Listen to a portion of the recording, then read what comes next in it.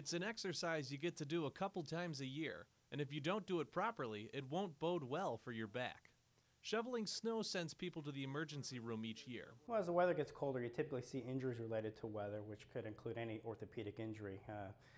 Sometimes orthopedic injuries would include hip fractures, fractures of the arms, of the legs, but it's usually from falls, on outstretched hands.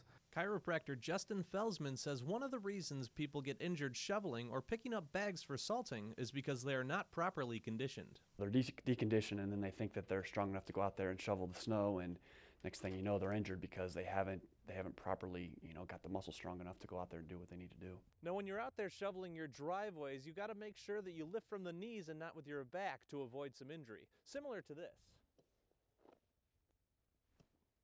Scott Huff is an emergency room doctor at Blessing Hospital. Huff says it's important to take breaks if you start to notice these certain symptoms. Typically, we recommend if somebody's having any chest pain, any discomfort in their chest, shortness of breath, or dizziness, that's a sign you need to stop the exertional activity you're doing and sit down and rest. So make sure you take frequent breaks, because that's also important, especially if you're deconditioned. You haven't been working out, those muscles are weak, and then you go out there and you try to do too much, and next thing you know, you're in seeing me. Felsman stresses the importance of wearing the proper attire when shoveling to avoid frostbite. Jeff Monlock, KHQA News, Quincy.